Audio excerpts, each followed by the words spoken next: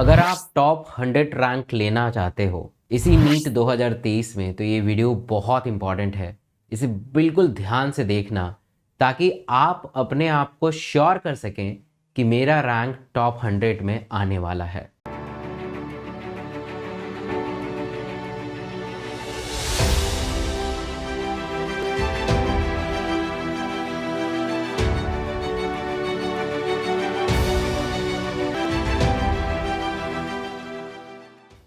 आपका dream medical college होगा AIIMS Delhi, आपका ड्रीम मेडिकल कॉलेज हो सकता है मौलाना आज़ाद मेडिकल कॉलेज, आपका ड्रीम मेडिकल कॉलेज हो सकता है एफएमसी, किंग जॉर्ज या तरह तरह के कॉलेजेस।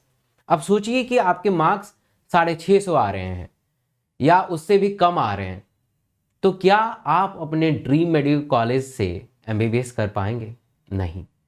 जब आपकी काउंसलिंग होगी, कोई गवर्नमेंट मेडिकल कॉलेज सेलेक्ट होगा, आप साउथ में जाएंगे या किसी दूसरे शहर में जाएंगे, कॉलेज है बट इंफ्रास्ट्रक्चर नहीं है, नाम के लिए आपने एमबीबीएस में एडमिशन ले लिया बट वहाँ पे अच्छे से पढ़ाई नहीं है, आप अपने आप से समझौता कर रहे हैं और अपने दिल को मना रहे हैं कि चलो एटलीस्ट मुझे एमबीबीएस तो मिला। माय डियर फ्रेंड, इस एमबीबीएस करने का मज़ा नहीं है। अगर आप अपने ड्रीम मेडिकल कॉलेज से एमबीबीएस नहीं करते हैं ना, तो कुछ ना कुछ आप अपने लाइफ में अधूरा ही महसूस करेंगे। और इसका सबसे बड़ा कारण क्या है? आज का मेहनत। अगर आप 5 महीने डेडिकेटेड होकर मेहनत कर लेंगे तो आपको अपना ड्रीम मेडिकल कॉलेज मिलके ही रहेगा। आप समझते हैं कि जैसे मैं अपने बारे में बताऊं तो मैं ड्रॉपर था, ठीक है। मैंने 11th 12th 2 साल का प्रोग्राम में दिल्ली के एक छोटे से इंस्टीट्यूट में मैंने एडमिशन लिया था। जब मैंने 12th पास किया, मतलब 12th अपीयरिंग किया और उस समय मैंने एग्ज़ाम दिया, तो मुझे आगरा में बीडीएस मिल रहा था। अगर मैं और मेहनत करता उसी वक्त तो कुछ ना कुछ अच्छा मिल जाता।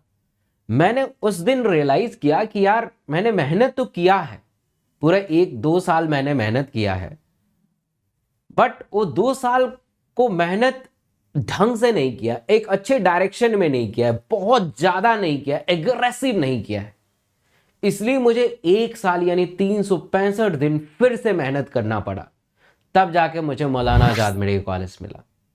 आप समझ रहे हैं इस कहानी से और इस पूरे इवेंट से आपने क्या समझा?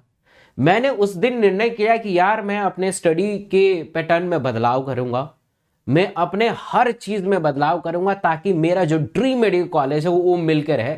और मेरा ड्रीम मेडिकल कॉलेज मौलाना आज़ाद था और वो मुझे मिल के ही रहा। तो जो आपका ड्रीम है वहाँ उसके लिए अगर फोकस करते हैं तो आप बहुत एक अच्छा महसूस करेंगे, मतलब आपकी लाइफ एक स्मूथ तरीके से निकलेगी। तो हर चीज़ आपके मेहनत पे डिपेंड करता है।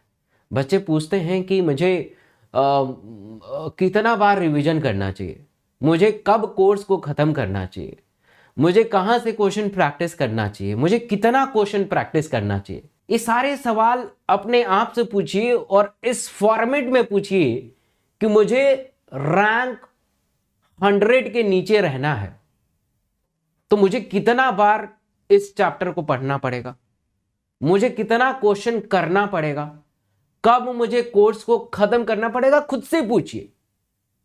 जब मैंने इस चीज को आकलन किया 1 साल बाद, जो मेरा सिलेक्शन जिस साल नहीं हुआ था, तो मुझे खुद ही पता चलने लगा कि यार मुझे सिंगल डिजिट या डबल डिजिट में रैंक चाहिए। उसके लिए मुझे इस टॉपिक को कैसे पढ़ना है। ये जरूरी नहीं होता है कि आप सिर्फ रीडिंग लगा लीजिए, एनसीईआरटी को बार बार पढ़ लीजिए, मल्टीपल टाइम पढ़ लीजिए, इससे आपका सिलेक्शन नहीं होता है। और सिलेक्शन हो भी जाता है तो ड्रीम मेडिकल कॉलेज आपको नहीं मिलेगा।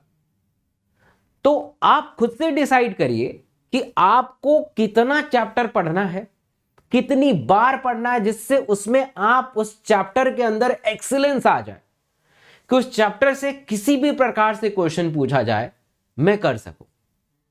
आपको इतना क्वेश्चन प्रैक्टिस करना चाहिए कि जिससे आपको ये खुद से एहसास होने लगे कि हाँ, इस चैप्टर से अब कैसे भी सवाल आए मैं कर सकूं। ये खुद से आना चाहिए। कोई टीचर आपको ये नहीं बताएगा कि इस चैप्टर में 50 एमसीक्यू कर लो, 100 एमसीक्यू कर लो, 150 कर लो। ये क्राइटेरिया नहीं है। ये किसी भी सब्जेक्ट का, किसी भी सब्जेक्ट में 100 क्वेश्चन या किसी चैप्टर में 200 क्वेश्चन कर लो, this is not criteria to getting top 100 rank. ये आप पे डिपेंड करता है। जब भी आप पढ़ाई करें, मेक श्योर करिए कि मुझे टॉप 100 रैंक लेके आना है। तो मैं जो पढ़ रहा हूं कैसे पढ़ना चाहिए, मुझे मेरे पढ़ने का तरीका क्या होना चाहिए। मैं 18 से 20 लाख बच्चों में टॉप 100 लेके आना चाहता हूं। तो जब मैं पढ़ रहा हूं तो मेरा उस पढ़ने का, समझने का तरीका कैसे होना चाहिए। इस भाव से, इस निष्ठा के साथ, इस एटीट्यूड से अगर आप पढ़ाई करते हैं तभी आपको सफलता मिलेगी, तभी आप टॉप 100 रैंक लेके आएंगे। जितनी भी सिंगल और डबल डिजिट रैंक हैं उनसे कभी पूछिएगा, मैंने बहुत सारे इंटरव्यू लिए हैं पिछले 10 सालों में, उनमें एक बात बहुत कॉमन रहती है कि वो उनका मतलब जो टारगेट होता है ना, एंड गोल होता है, वो फिक्स रहता है। हम क्या गोल बनाते हैं कि मुझे आज इस चैप्टर को खत्म करना है, अच्छे से एनसीईआरटी की रीडिंग लगानी है, एमसीक्यू करना है, दैट्स एंड गोल। बट जो रैंक होल्डर होता है, जो टॉप 100 रैंक लेके आता है, उसका एंड गोल कुछ और होता है। वो ये सोचता है कि मुझे टॉप 100 लेके आना है, तो मुझे इस चैप्टर को कितनी बार पढ़ना है ताकि मैं अपने आप को मेक श्योर कर सकूं कि इस चैप्टर से किसी भी प्रकार के क्वेश्चन आए मैं सॉल्व कर सकूं। पिछले साल आपने देखा था कि बायोलॉजी इतना टफ हो गया क्योंकि आपने उस ढंग से एनसीईआरटी को नहीं पढ़ा था, उस लेवल के क्वेश्चन को प्रैक्टिस नहीं किया था।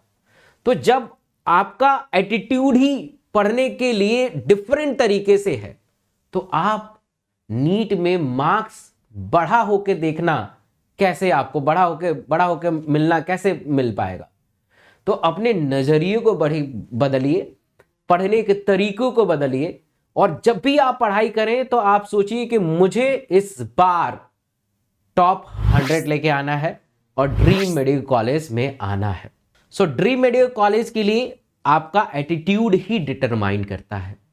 अगर आप वाकई बहुत ही अच्छे क्वेश्चन प्रैक्टिस करना चाहते हैं तो रोजाना सुबह 9 बजे अनअकैडमी पे मेरी फ्री क्लास होती है, उसमें आइए, मेरे टेलीग्राम से जुड़ जाइए। इस वीडियो के डिस्क्रिप्शन में टेलीग्राम दिया हुआ है, आपको बहुत मजा आएगा और आप अपने ड्रीम मेडिकल कॉलेज तक पहुंच पाएंगे। Thank you so much.